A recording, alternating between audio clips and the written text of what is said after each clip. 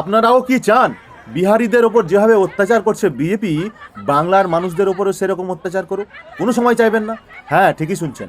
বিহারে বিজেপি ক্ষমতায় আসার পরে যেভাবে বিহারি মানুষদের ওপরে অত্যাচার করছে, বুলডোজার দিয়ে, জেসিপি দিয়ে ভেঙে দেওয়া হচ্ছে বিহারিদের ঘর, ভেঙে দেওয়া হচ্ছে বিহারিদের দোকানপাট, ভেঙে দেওয়া হচ্ছে বিহারিদের মন্দির। হ্যাঁ, বিহারে আপনারা দেখেছেন বিহার নির্বাচনের পরে বিহারে কত রকমভাবে বিহারি মানুষদেরকে জ্বালাচ্ছে এই বিজেপি সরকার।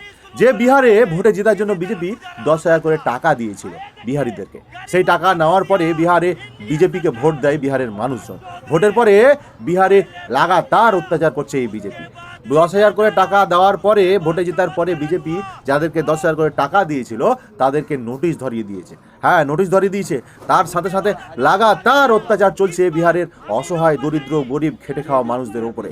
অত্যাচার চলছে বিহারিদের রাস্তার ধারে বসবাস করা মানুষদের ওপরে। কি বলবেন এ নিয়ে? বিহারিদের ওপরে এই বিজেপি সরকারের লাগাতার অত্যাচার দেখে একটা জিনিস সুস্পষ্ট হওয়া যায়, এই বিজেপি কোনো মতেই মানুষের কল্যাণের জন্য নয়। এই বিজেপি কোনো মতে মানুষের ভালো করতে পারে না। এই বিজেপি কোনো মতেই গরিব শ্রেণীর মানুষের, নিম্ন শ্রেণীর মানুষের, মধ্যবিত্ত শ্রেণীর মানুষের ভালো করতে পারে না। এরা শুধু কোটিপতি, পুঁজিপতিদের বন্ধু। আমি বাংলার আপামর জনতার কাছে আবেদন করব, আপনারা সজাগ হন, সচেতন হন এবং আগামী 26শে নির্বাচনে এই বিজেপির বিরুদ্ধে ঐক্যবদ্ধ হন। নচেত যদি বাংলায় বিজেপি ক্ষমতায় আসে, নইলে আপনাদের অবস্থাও এই রকম করুণ করে ছাড়বে এই বিজেপি। ভালো থাকবেন সকলে। ভিডিওটি বেশি করে শেয়ার করে সকল বাঙালির ঘরে ঘরে পৌঁছে দিন, যাতে বাংলার মানুষ এই বিহারের করুণ পরিস্থিতি সম্বন্ধে জানতে পারে, বুঝতে পারে। জয় বাংলা।